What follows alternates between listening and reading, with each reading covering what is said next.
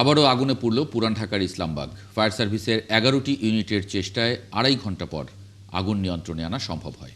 প্রাথমিকভাবে আগুন লাগার কারণ ও ক্ষয়ক্ষতির খবর জানাতে পারেনি ফায়ার সার্ভিস। এছাড়া আগুনে হতাহতের কোনো খবর পাওয়া যায়নি। আরও জানাচ্ছেন জুলিয়া তানহা। ফায়ার সার্ভিসের 11টি ইউনিটের চেষ্টায় প্রায় 2.5 ঘন্টা পর নিয়ন্ত্রণে এসেছে রাজধানীর লালবাগের প্লাস্টিক কারখানার আগুন। বুধবার দুপুর 1:30টার দিকে আগুনের সূত্রপাত হয়।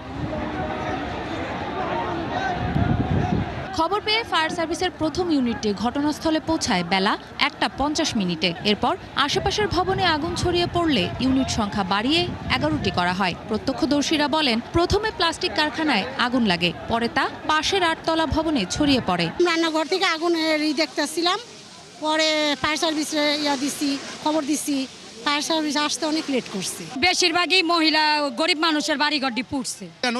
নদীর আবর্জনায় পানি বন্ধ হয়ে যায়, কিন্তু আরো দ্রুত গাড়ি আসার পরে এরা চেষ্টা করে নিয়ন্ত্রণ আনছে আগুনটা। আমরা শহীদনগর 4 নম্বর ওখানে থাকি, আগুন দেখে আমি এখানে দৌড়ে আসি, যে কারখানায় গেছি যে নাই। 4 থেকে 5টা দানা মেশিন জ্বলে গেছে, শপিং এর একটা কারখানা পুড়ছে, একটা 7তলা 8তলা বাড়ি জ্বলছে। ফায়ার সার্ভিস বলছে, আগুন লাগার কারণ ও ক্ষয়ক্ষতি জানতে কমিটি করা হবে।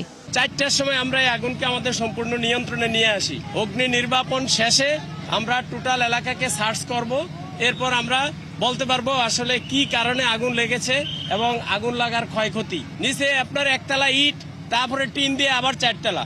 কোন মানুষ কোন বিবেকের প্রেক্ষিতে এই ধরনের বিল্ডিং তৈরি করে এবং বিল্ডিং ভাড়া দেয় আমরা ঠিক বুঝি না। পুরান ঢাকার লালবাগের ইসলামবাগের এই এলাকায় বেশিরভাগ ভবনেই প্লাস্টিক রিসাইক্লিং এর কারখানা রয়েছে। এর আগেও বেশ কয়েকবার এখানে অগ্নিকাণ্ডের ঘটনা ঘটেছে বলে জানান এলাকাবাসী। জুলিয়া তানহা, 71, ঢাকা।